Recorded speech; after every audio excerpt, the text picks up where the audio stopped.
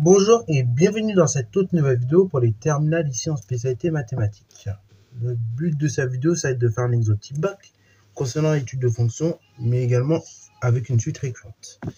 Donc, vidéo type bac là-dessus, étude de fonctions avec suite récurrente. Donc là, il va y avoir un peu tout le monde, il va y avoir un peu des notions du chapitre 5, mais également chapitre 6. Donc, sur la dérivée convexité qu'on étudie. Mais également, ne soyez pas choqués, il y aura des notions du chapitre 5 qui vont revenir ici. Ok? Donc, du coup, deux choses, deux parties. Première partie, donc, c'est partie fonction classique. Et partie B, donc, c'est une partie avec la suite. Ok? Donc là, ça rappellera des éléments du chapitre 5 un petit peu.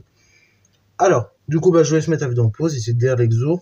Pareil, il y a une annexe. Donc, je vais essayer de vous mettre l'annexe, mais sans la construction dessus, parce que je crois qu'il doit, logiquement, il y a la construction dessus, oui, c'est ça. Donc, je vous enlève la construction, je vais essayer de le faire. Et puis, donc, je mettrai l'annexe concernant. Alors, let's go. On va démarrer le cours, on va démarrer cette vidéo. Et donc, c'est parti, mon kiki pour cet exo type bac. Alors, en réalité, les questions sont type bac, mais c'est un exo de DSA. Ok, donc ça, c'est un très bon exercice si vous voulez vous entraîner en DS type sur les fonctions. Ça vous donne une petite idée. Alors oui, je suis désolé, au départ, je ne vais pas vous donner une fonction avec exponentielle à dériver, parce que j'avais prévu de faire un cours là-dessus, mais je n'ai pas trouvé suffisamment d'exercices suffisamment pertinent là-dessus. Donc je me suis dit, je vais vous donner une fonction comme ça à dériver avec exponentielle.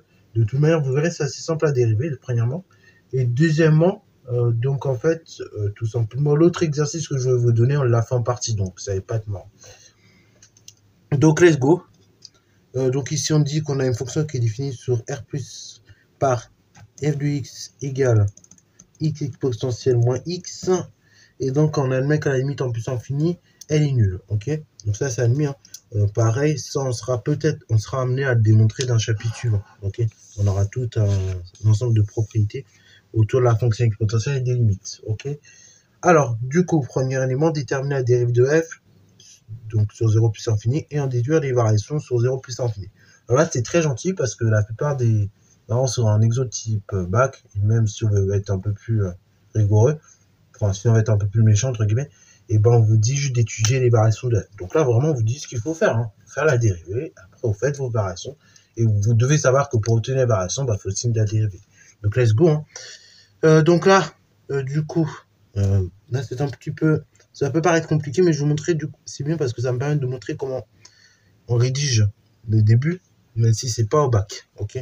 Au bac, nous, on veut juste que vous sachiez dériver une composée, parce que là, du coup, en fait, on a une composée d'exponentielle par une autre fonction. Donc, on va dire que, alors, on va l'appeler comment? On va l'appeler, allez, W. Donc, la fonction W qui a sous réel, enfin, non, même pas W, on va dire que la fonction qui est associée à sous réel x moins x, on va dire qu'elle est dérivable sur R, car affine. Ok, premier élément. Ensuite, deuxième élément, la fonction qui est associée à tout réel x exponentielle x est dérivable sur R. Donc, la composée qui est associée à tout réel x exponentielle moins x, du coup, est dérivable sur R. Elle est dérivable sur R. Pareil, on peut préciser, donc dérivable sur R car affine, et on peut préciser la valeur dans R. Ensuite, la deuxième, elle est dérivable. Donc la composée qui est associée à tout réel x exponentielle moins x, dérivable sur R. Puis, la fonction qui est associée à tout réel x, dérivable sur R. Donc, par produit, la fonction qui est associée à tout réel x exponentielle moins x, est dérivable sur R. Donc, dérivable sur R plus 1, tout simplement. Alors là, pareil, ça c'est du blabla, c'est hors bac. Ok. Si vous voulez, franchement, bac, je vous dis, c'est pas forcément difficile à comprendre comment on les rédige ces phrases. Moi, je vous les mets pour la précision, parce que j'aime bien faire les choses précisément. Au bac, si vous voulez pas les mettre, il n'y a pas de souci. Si vous ne sentez pas, ne le mettez pas. Mais si vous mettez des phrases comme ça, c'est précis, c'est net, et vous montrez au correcteur que vous comprenez ce que vous allez faire. Donc, on va faire la chose suivante. Maintenant, deuxième étape. Et bah, du coup, la dérivée, enfin, cette fonction est dérivable sur R. Et ainsi, donc, on va poser deux choses. On pose ainsi. Alors, on va dire juste U de x égale x. Et donc, V de x, c'est exponentielle moins x. Alors, ça, on le reverra. Donc là, en fait, on n'a pas exponentielle de x tout court, on a exponentielle d'une fonction. Donc ça, on le reverra. Pour dériver exponentielle d'une fonction, exponentielle de u, et bah, c'est u' exponentielle et bah, de u, tout simplement. La dérivée d'exponentielle de u, c'est la dérivée de ce qui est en exposant fois exponentielle de u. Ok, tout simplement. Donc du coup, on a ainsi u qui est égal à x, v qui est égal à exponentielle moins x. Donc la dérivée u' de x, c'est 1. Et la dérivée de v de x, c'est moins 1 exponentielle moins x. Ok, donc moins exponentielle moins x. Ainsi, du coup, f' de x, bah, c'est u' de x fois v de x plus u de x fois v' de x. On y va. Donc, u' de x, bah, je prends la valeur que j'ai trouvée, c'est 1, que je multiplie par, tout simplement, bah, v de x exponentielle moins x. Plus, donc on a dit u de x, c'est x cette fois-ci, que je multiplie par la dérivée de v. Ok, donc fois moins exponentielle moins x. Ok, ensuite, l'étape qui suit, bah, vous voyez, j'ai exponentielle moins x, j'ai exponentielle moins x, donc je factorise par exponentielle moins x. Donc on y va, ça fait exponentielle moins x, facteur bah, de tout ce qui reste, hein. Là je m'embête pas. Je prends le 1, je prends le plus, je prends... Alors là j'ai plus, j'ai moins, donc là ça fera moins x, tout simplement. Donc ça fait exponentielle de x moins 1, enfin un facteur de 1 moins x, ok. Alors là, pareil, pourquoi je réexplique, quand vous avez un plus, vous avez un moins, et donc il va vous rester, techniquement, quand vous avez factorisé par exponentielle moins x, il va vous rester un moins qui va se balader avec un plus, donc ça fera moins, et donc ça fera moins x tout simplement, ok, bravo. Parce que là, moins exponentielle x fois exponentielle, enfin x multiplié par exponentielle moins x, bah, c'est comme moins x fois exponentielle x. Ok, je ne sais pas si vous suivez. On a droit ici de permuter. Ce terme-là, je peux permuter en disant que c'est x exponentielle moins x. Et donc, c'est pour ça que je factorise comme ceci. Alors, maintenant, on y va. Alors là, ça, c'est une propriété qu'il faut savoir sur exponentielle et également ses composés. C'est que exponentielle de n'importe quel nombre, c'est toujours positif. Ok, donc le signe, donc ça, c'est f' de x.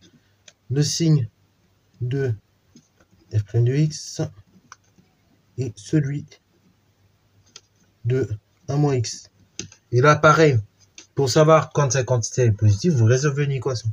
Ainsi, pour tout réel x appartenant à R, bah 1 moins x plus grand ou égal à 0, ça équivaut à tout simplement 1 plus grand que x, et on s'arrête là. Ok, donc du coup, ma dérivée, donc là, ma dérivée elle est positive lorsque tout simplement cette quantité est positive, et donc lorsque cette quantité, lorsque x du coup inférieur ou bien égal à 1. Donc on peut faire le tableau rapidement. On y va. Donc là, j'ai f' de x. J'ai f de x en dessous.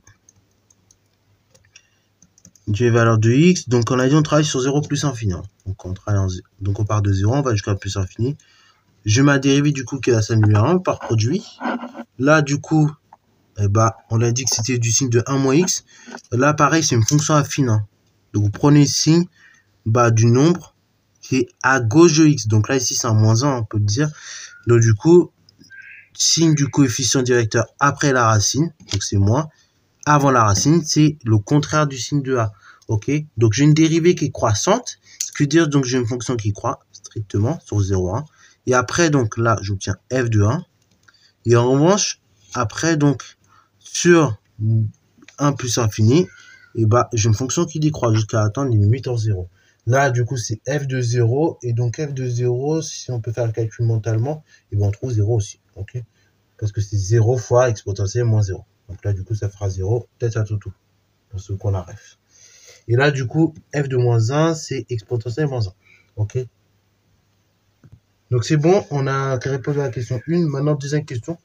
Donc démontrer sur intervalle 1 plus infini que l'équation f de x égale 0,2 admet une solution, donc une unique solution alpha dont on déterminera la valeur à 10 moins 1 près. Ok. Donc ici on va dire que sur 0, 1, enfin sur 1 plus infini, là pareil vous devez avoir l'habitude maintenant. C'est quand vous avez ce type de questions, démontrer que l'équation machin admet une unique solution, bah vous devez réfléchir 3 secondes et vous dire c'est TVI. Ok. Voilà, c'est littéralement pour ça qu'on fait des exos en maths. Donc sur 1 plus infini, on dit que f est tout simplement continu, car dérivable, ensuite strictement, donc là, décroissante d'après mon tableau de variation, et ensuite troisième argument, et bah f de 1, c'est exponentielle moins 1, donc plus grand que 0,2, approximativement sa quantité c'est 0,36, et limite, lorsque x tend vers plus infini de f de x, on a dit qu'on admettait qu'elle est nulle. Par conséquent, ça veut bien dire que tout simplement alpha il est bien compris entre 0 et exponentielle moins 1. Ok. Donc alpha compris entre limite lorsque x tend vers plus infini de ma fonction f et f de 1. Ok. Vous voyez le délire? Alors on y va. Donc là on dit quoi? On dit que par balayage décimal via calculette, mais vous mettez à la calculatrice, hein, on obtient la chose suivante. Donc là je vous donne directement mes valeurs. Donc je vous donne mes valeurs, ce sont les suivantes. Donc à l'unité près, on trouve que alpha c'est compris entre 2 et 3. Donc ça c'est à 10 puissance 0 près. Et à 10 moins 1 près, donc on obtient que alpha c'est entre 2,5 et 2,6. Voilà, donc ça pareil, vous pourrez revérifier ces solutions à l'aide de la calculatrice. Là, au moment où je tourne la vidéo, je ne l'ai pas, donc je ne peux pas le faire avec vous à l'écran. Alors maintenant, question numéro 3. Donc question 3. Démontrer que pour tout réel x appartenant à l'intervalle 0,1, f de x appartient également à l'intervalle 0,1. Donc ça, c'est une question... Ah, ça va. Ah, question pas très difficile. Hein. Donc ici, pour tout réel x appartenant à l'intervalle 0,1, donc qu'est-ce qui se passe? Et bah, tout simplement, il va se passer la chose suivante. Comme f de 0, on a dit c'est 0, et f de 1, c'est exponentielle moins 1, donc strictement positif, et exponentielle moins 1, c'est plus petit que 0, enfin c'est plus petit que 1, je vais arriver. Bah, dans ce cas-là, forcément, les images, il faut montrer qu'elles sont comprises entre 0 et 1, ok? Pas vous. Donc du coup, comment on va montrer ça? Et ben on va montrer ça par la croissance ou la décroissance de f, ok? Donc là, entre 0 et 1, on a une croissance, donc c'est super, on va pouvoir le montrer. Donc, on va dire, or, du coup, il se passe la chose suivante, f croît sur 0,1, d'après mon tableau variation. Donc, et bah, pour tout x, donc on peut dire ça comme ça, pour tout x d'intervalle 0,1, on aura l'encadrement suivant, on aura 0, plus petit que x, plus petit que 1. Soit, du coup, f de 0, plus petit que f de x, plus petit que f de 1. Ok? Car ici, f, on a dit croît sur 0,1.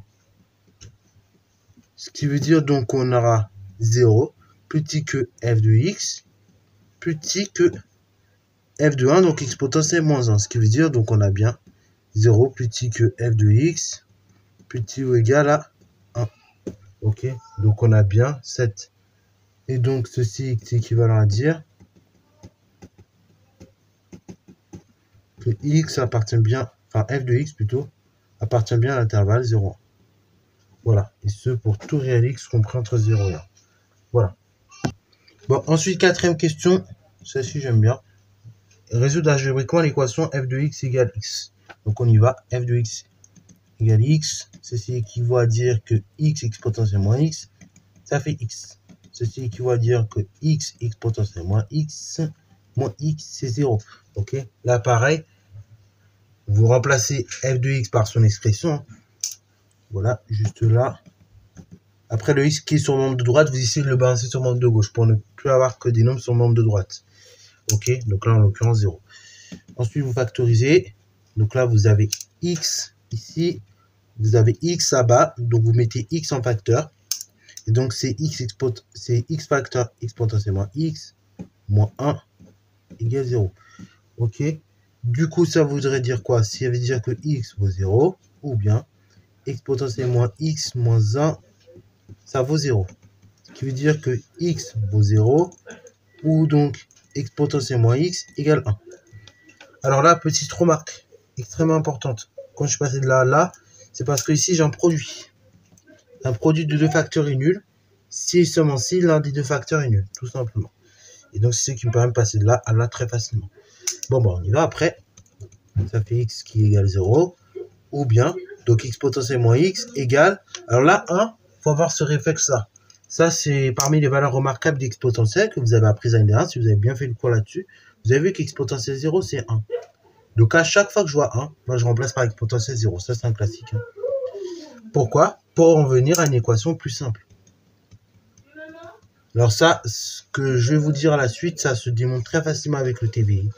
Et donc en utilisant la croissance de f et la continuité, et les limites et plein de choses, c'est que du coup, x potentiel de a égale x potentiel de b équivaut à égale b. Ok, pour une simple et bonne raison, c'est que en fait, ça veut dire quoi? Deux nombres ont la même exponentielle, bah si ces deux nombres-là ils sont égaux, pour une simple et bonne raison, c'est dû au théorème c'est dû au théorème des valeurs intermédiaires que j'applique ici.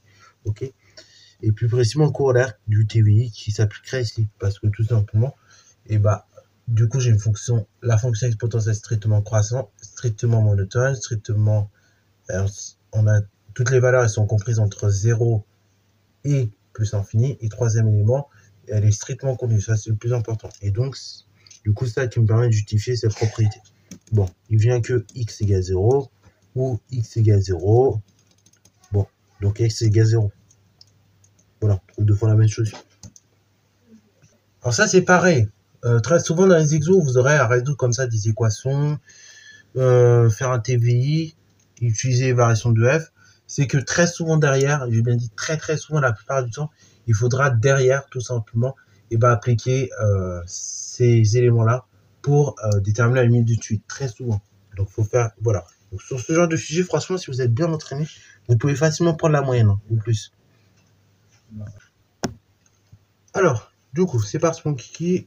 Question 5, étudier la convexité de f sur 0 plus infini et préciser les éventuels points d'inflexion. Donc, on va vite fait reporter l'expression de la dérivée. Donc, pour tout réel x positif, on a dit f' de x, c'est quoi? C'est x potentiel moins x facteur x moins 1. Enfin, 1 moins x plutôt. C'est ce que nous avons vu. Ok. Donc, ça, c'est l'expression de la dérivée. Je la mets là parce qu'on va s'en servir dans quelques secondes pour dériver à nouveau. Donc là, bon, je ne vais pas remettre toutes les phrases de dérivation, mais vous les connaissez. Donc d'abord, on dit que la fonction qui associe à tout réel x son opposé, c'est dérivable, car c'est une fonction affine. La fonction qui associe à tout réel x, x potentiel x, dérivable. Donc la composée, elle est dérivable. Et à chaque fois, donc la première, elle est dérivable et la valeur dans R. La seconde dérivable sur R. Donc la composée dérivable sur R. Puis 1 moins x dérivable sur R, car affine. Donc par produit, on a bien une fonction qui est dérivable sur R. Ok. Donc c'est comme ça qu'on démontre cela. Moi je vais aller assez vite, je vais juste exprimer la dérivée de la dérivée. Donc f' de x, c'est la dérivée de la dérivée. Ah oui, on va poser deux choses quand même. On pas aller trop vite.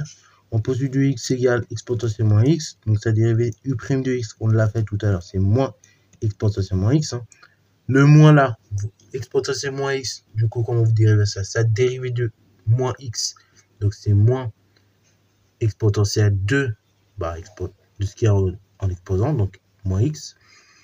Et donc, v de x, c'est 1 moins x, donc v' de x, c'est tout simplement moins 1, ok? Parce que dérivée de 1, c'est 0, dérivée de moins x, c'est moins 1, comme tout à l'heure en fait. Donc ça fait que f' de x c'est u' de x fois b de x plus u de x fois b' de x. On y va. Le calcul de la dérivée. Donc, u' de x, c'est quoi? C'est cette expression-là. Donc, c'est moins exponentielle moins x que je multiplie par ma fonction v, 1 moins x, plus u de x, c'est exponentielle moins x, multiplié par b' de x. B' de x, c'est moins 1. OK. Bon, pour pas trop vous traumatiser, je vais écrire ça proprement. Donc, on peut écrire ce produit-là, on peut permuter les termes. Donc, on dit que c'est exponentielle de moins x, facteur. Donc là, le moins qui est là, il va aller là. OK. Et donc, il va aller se distribuer. Donc là, le moins, je le raye. Voilà, c'est comme si je le rayais. Mais par contre, si je le raye là, je suis obligé de le mettre là, sur le second facteur. Et ce moins-là, il va aller se distribuer à tous les termes de la parenthèse. Donc, c'est exponentielle moins x, facteur 2. Donc, je mets dans l'ordre. Hein, c'est moins 1 plus x. Plus exponentielle moins x fois moins 1. Voilà, je mets comme ça. Peut-être là, ça va mieux vous convaincre. Du coup, je factorise par exponentielle moins x. On y va. Donc, ça fait exponentielle moins x. Facteur de tout ce qui reste. Et là, comme dirait l'autre, je m'en fiche littéralement. Je prends tout ce qui reste vraiment. Donc là, je prends moins 1. Je prends x. J'ai un plus. Je prends moins 1. Donc, ça fait moins 1. Voilà. Et donc, quand je fais le calcul de la dérivée, ça fait exponentielle moins x. X moins 2. OK. J'obtiens donc cette dérivée-là. Bon. Dernière étape consiste à étudier le signe de ça. OK. Donc, le signe de la dérivée, f'. F seconde. Pardon. Donc, on va dire que pour tout réel x, exponentielle moins x strictement positif. Donc, le signe de la dérivée seconde, f seconde de x, est celui de x moins 2. Or, pour tout réel x, x moins 2 strictement positif équivaut à x plus grand que 2. OK, là, c'est une résolution d'une équation très classique. Donc, ça veut dire quoi? Ça veut dire qu'on obtient la chose suivante. Donc, j'ai x moins l'infini. J'ai ma dérivée qui s'annule en 2, ma dérivée seconde. Hein, et j'ai plus infini. J'ai le signe de la dérivée seconde, f seconde de x, et la convexité, concavité, ainsi de suite. Donc, du coup, j'ai une dérivée qui s'annule en 2. On a dit que le signe de f' de x, c'est x moins 2. OK, c'est celui de x moins 2. Donc là, pour avoir le signe de cette fonction-là, hein, vous prenez toujours le nombre qui est devant x. Alors, si j'ai rien devant x, c'est que ça veut dire qu'il y a 1, tout simplement, c'est 1 fois x. 1 étant positif, donc c'est positif après la racine, négatif avant la racine. Donc, avant la racine, c'est négatif. Donc, ça veut dire que f concave. OK, dérivée seconde négative, j'ai une fonction concave. Ici, c'est un point d'inflexion. Donc là, ici, c'est un point d'inflexion de coordonnées. Donc, un point inflexion i qui a pour coordonnées 2, f de 2. Voilà. Et après, donc ici, dérivée seconde positive, donc f convexe. OK. Alors, ça, c'était pour la partie A. Maintenant, partie B. Partie B, donc là, cette fois-ci, c'est avec la suite. Alors là, il n'y a rien du tout. On vous dit juste qu'on a une suite qui est définie par u0 égale 1. Et pour tout entier naturel, n, on a un égale f de un. Alors, ce que je vais faire, c'est que je vais vous reproduire l'allure des courbes, mais on ne va pas les tracer exactement. C'est juste pour que vous puissiez visualiser comment on construit ça. Bon, voilà, on est arrivé. Nickel pour nous. Alors, donc maintenant, on va reprendre. Alors ici, ce qu'il nous est demandé exactement, c'est les 4 premiers termes. U1, enfin U0, U2, non, U0, U1, U2. Donc c'est 3 premiers termes plutôt. OK. Et donc c'est ça, enfin c'est ce qu'on doit représenter. Alors oui, la consigne peut sembler un peu compliquée, mais en réalité c'est juste ça. Représenter graphiquement ces 3 premiers termes de carré d'une relation récurrente. Donc ça, on a vu ça en début d'année. Donc là, c'est bien de le revoir maintenant, comme ça permet de voir si vous avez oublié. Donc pour U0, c'est toujours simple. Hein. Quand vous avez une relation de récurrence comme ça, vous devez représenter les termes de la suite. Et U0 il est toujours sur l'axe des abscisses. Après, par contre, c'est pour U1, ça commence à se compliquer. Donc pour aller représenter U1, ce que vous faites, vous prenez votre... Et c'est là où il faut bien se souvenir de la manip. Vous prenez votre règle, vous projetez sur la courbe représentative de la fonction f. Okay, donc en fait, c'est comme si vous lisiez l'image de 1 par la fonction f. Ensuite, donc vous allez voir l'image, hein, comme je l'ai dit, de 1 par ma fonction f. Okay, vous obtenez une certaine valeur, et bah cette valeur-là, vous la mettez là, donc ça c'est U1, et cette valeur de U1, bah vous allez la reprendre, vous allez arriver, vous partez de là, vous allez jusqu'à la droite d'équation Y égale X, et ensuite, bah, vous projetez sur l'axe des abscisses, donc là j'ai U1. Après U1, bah c'est la même technique. Je vais remonter jusqu'à la courbe représentative de ma fonction f. Là, ok. Une fois que je suis parti de U1, je suis remonté à la courbe représentative de la fonction f. Et bah, je vais m'orienter vers l'axe des ordonnées pour voir l'ordonnée qui sera renvoyée. Donc ça va me donner U2. Ensuite, je repars de U2 que j'ai tracé précédemment. Je m'oriente vers la droite d'équation Y égale X. Et après, je projette sur l'axe des abscisses. Ok. Et ça me donne U2. Donc c'est tout ça qu'on attend quand vous devez construire les termes d'une suite définie par récurrence. Ok, donc U0, U1, U2. Voilà, vous voyez déjà. Donc ça c'est la première question. Deuxième question. Hyper important, donc là c'est une récurrence. Let's go, on y va. Donc là, démontrer que tout simplement par récurrence, les termes de la suite UN sont compris entre 0 et 1. Ok, donc on va faire l'initial. Donc on va mettre la propriété que l'on veut démontrer. Donc je vais appeler Pn. Donc Pn c'est quoi? C'est le fait que les termes de la suite sont compris entre 0 et 1. Ok, 0 exclu, 1 inclus. Ok, donc on va faire l'initialisation. On teste la propriété au rang 0. Donc moi, j'appelle ça P0 par habitude maintenant. Mais vous faites ça comme vous voulez. Hein. Vos profs de maths peuvent vous insérer une rédaction légèrement différente. Le tout c'est de la suivre. Donc on teste P0, la propriété au rang 0. Donc là je vois que 0 c'est 1. Or, on a bien 0 plus petit que U0. Ok. Et U0 plus petit ou égal à 1. Donc P0 vrai. Alors là, faites gaffe. C'est vrai que ça énerve certains profs de maths. Vous dites pas directement P0 vrai. Il faut un minimum regarder la propriété. Il faut un minimum regarder ce que l'on veut montrer au rang 0. Donc là, on veut montrer bien au rang 0 que les termes de la suite sont compris entre 0 et 1. U0 étant donné, donc on voit que ça fait 1. 1, c'est bien compris entre 0 et 1. Donc P0 vrai. Ok. Soit vous l'écrivez comme ça, ou sinon, une autre manière de l'écrire, vous pouvez dire que U0, par conséquent, c'est bien compris entre 0 et 1. Donc P0 vrai. Ok. Parce que cette propriété, on peut la traduire de la façon suivante. On peut traduire que la propriété à démontrer, c'est que UN appartient à l'intervalle 0,1. Ok. Alors d'ailleurs, c'est un petit peu moins rigoureux d'avoir fait comme ça. C'est ouvert en 0. Donc ça donne ça. Alors, hérédité. Donc hérédité, on va supposer la propriété vraie. On va fixer cette fois-ci dans l'entier naturel, n, tel que la propriété est vraie. Et on va démontrer qu'elle est vraie également au rang n plus 1. Donc soit n appartenant à grand n, tel que la propriété est vraie. Donc là, je vous redis, hein, pareil, c'est bien précisé, au moins sur le brouillon, quelle passe sur la copie. Moi, je ne le fais pas parce que, tout simplement, un prof ne le fait pas, mais on contrôle. Mais par contre, quand je vais vous montrer, j'aime bien préciser. Comme ça, vous comprenez ce que vous faites. Et que certains, si vous n'avez pas de rédaction, vous pouvez rédiger comme ça. Donc, soit un entier naturel avec la propriété est vraie, et vous rappelez ce que vous devez montrer. Alors, du coup, c'est-à-dire que, 0 plus petit que un et un plus petit ou égal à 1. Donc, montrons que la propriété est vraie au rang n plus 1, ou que Pn plus 1 vrai. Donc, c'est-à-dire que le terme suivant soit compris entre 0 et 1. Donc, un plus 1, c'est entre 0 et 1. Donc, pour ce faire, on va partir de l'hypothèse de récurrence. Donc, par hypothèse de récurrence, on a supposé cette propriété vraie. Donc là, je m'en fiche. Je prends cette propriété. Ok. Donc, je prends cette propriété, l'inégalité qui est là. Je pars de l'inégalité qui est là. Et je l'insère. Ok.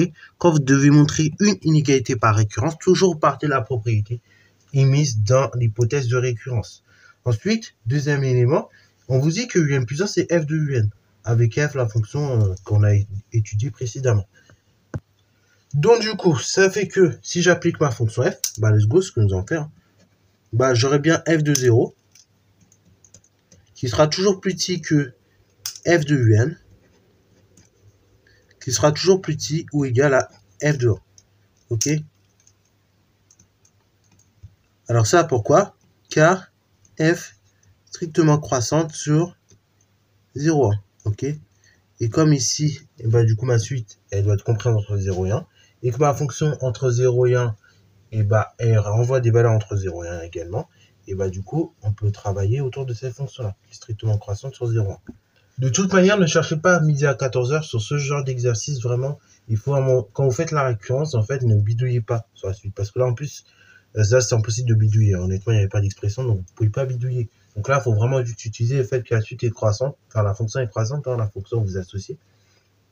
Et donc, du coup, et ben, comme ça vous permettra de y arriver. Alors, f de 0, on l'a montré précédemment, c'est 0. F de un, c'est un plus 1. Et f de 1, bah, c'est exponentielle moins 1. Or, bah, si je suis bien plus petit ou égal à exponentielle moins 1, qui est bien inférieur à 1, donc, par transitivité de l'inégalité, on a bien 0, strictement inférieur à un plus 1, qui est inférieur ou bien égal à 1. Donc ici, on a bien un plus 1 vrai. Ok, voilà. Alors, question suivante. Donc, il s'agit de la question 3A. Donc, montrer que la suite UN est convergente. Ok, donc pour montrer que la suite est convergente, et ben, on va ici utiliser le théorème de croissance monotone. Donc, ce qu'on avait vu un petit peu au début d'année, hein, vous savez, tout de suite croissante, tout de suite décroissante, tout de suite croissante mais majorée finit par être convergente, et tout de suite décroissante mais minorée finit par être également convergente. Bah, c'est ça qu'on va utiliser. Alors ici, alors là, faites bien gaffe, il faut lire l'énoncé en fait. On vous dit dans l'énoncé qu'on admet que la suite est décroissante. Donc déjà, faites pas comment à faire une récurrence, bien évidemment, pour le faire. Parce que, en fait, ce fait, il est déjà mis. Ok. Donc là, il faut bien l'énoncer. Parfois, c'est vrai qu'on est tenté à le faire, du coup, en voyant la figure et parce qu'on ne voit pas l'information et parce qu'on est stressé, tout simplement, on n'a pas suffisamment de temps. Moi, je vais le faire, en parlant de temps, mais lisez l'énoncé. Ok. Ça peut vous sauver des vies. Là, ça aurait pu me sauver carrément 3 minutes, rien que ça. Bon, donc là, on ne fait pas de récurrence, rassurez-vous ici dans la question 3A. On va juste dire que UN décroissante. Et donc, si UN est décroissant, quelle est la deuxième condition pour que la suite elle soit monotone? Et ben, il faut qu'elle soit minorée. Ok, donc UN est décroissante. Elle est également minorée par 0. Hein, ok. Donc, par conséquent, UN converge. Sinon, on pouvait aussi raisonner avec l'encadrement émis précédemment. Et donc, dire par le théorème de passage à la limite que forcément la limite est entre 0 et 1, mais que la suite converge. Alors, vous pouvez faire ça, mais il y avait un risque. Parce que, bon, parfois, vous avez des suites qui convergent entre 0 et 1, et pourtant, elles ne sont pas convergentes, ok? Enfin, des suites dont les valeurs sont entre 0 et 1, mais elles ne sont pas nécessairement convergentes. Je ne sais pas si vous comprenez le truc. Par exemple, la suite moins 1 puissance n, vous avez bien des valeurs entre moins 1 et 1, mais pourtant, la suite ne converge pas.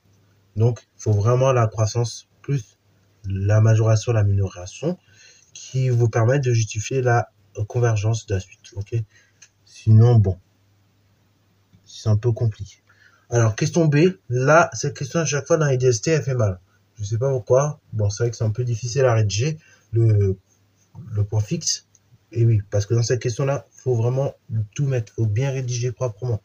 Alors, moi, en général, ce que je fais, je donne ma méthode. Hein, vous faites ce que vous voulez. Très souvent, je regarde ce que j'ai fait précédemment. Je regarde question 2A. Et j'ai montré un encadrement. Oh, ça peut m'aider. Après, une fois que j'ai montré l'encadrement, j'ai montré que la suite converge. Deuxième étape. Troisième étape, j'applique le théorème de passage à la limite. Quatrième étape, je dis que j'ai utilisé une fonction, la suite est définie par récurrence, donc avec une fonction, et que la fonction que j'ai utilisée, elle est continue, ok? Et cinquième étape, une fois que je dis que la fonction est continue, dans ce cas-là, je dis que la limite petit l vérifie l'équation et solution plutôt de l'équation f de x égale x. Et donc après, je me sers de ce qui a été fait dans la partie A, où j'ai trouvé la solution de l'équation f de x égale x. Vous voyez un peu dire? Donc c'est tout un ensemble de liens logiques qu'il faut avoir en tête. Ok? Alors après, vous pouvez l'apprendre par cœur cette rédaction, il n'y a pas de problème. Moi, ce que j'ai fait, arrêtez. Quand j'apprends par cœur, j'apprends pas par cœur bêtement. En fait, j'apprends par cœur, mais je comprends ce que je fais. Je sais pas si vous voyez. Faut pas apprendre par cœur juste pour apprendre par cœur. Vous apprenez par cœur, mais vous comprenez ce que vous faites. Ok? Après, par cœur, on va dire les tourneurs de phrases, mais il faut les comprendre, ces tourneurs de phrases. Si vous ne les comprenez pas, bah, vous pouvez arranger à votre manière. Ok? Donc, on va dire d'après. Donc, c'était quelle question? D'après 2. Donc, on a 0 strictement plus petit que UN et UN plus petit ou égal à 1, d'une part. On sait également, d'après la question 3, je vais dire d'après 3, que UN converge. Alors, quand on converge, en général, on converge vers un réel. Hein. Donc, vers un réel. Et ici, je vais le nommer petit l. Et là, je vais appliquer le théorème de passage à la limite à la suite. J'ai un encadrement. Et j'ai la limite à la suite. Donc, je peux appliquer le théorème de passage à la limite à la suite. Dans l'inégalité.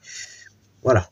Et c'est seulement à ce moment-là que je l'applique. Avant, je ne peux pas l'appliquer parce que je ne suis pas certain que la suite converge, en fait. Tout simplement. C'est aussi bête que ça.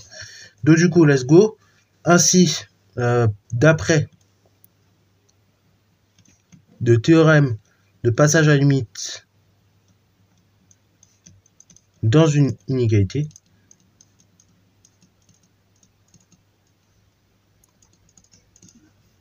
on a la chose suivante, et on a la limite qui est comprise entre 0 et 1. La limite de la suite, elle est comprise entre 0 et 1. Alors, est-ce que c'est 0, 0,5, 0,25? Et c'est l'étape suivante qui permettra de le faire, de conclure.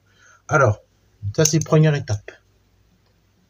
Deuxième étape, on dit que la suite, on sait de plus.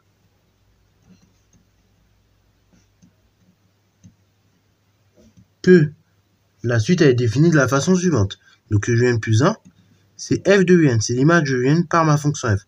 Où f est la fonction qui est associée à tout réel x, donc x exponentielle moins x. Ok? Vous voyez le délire?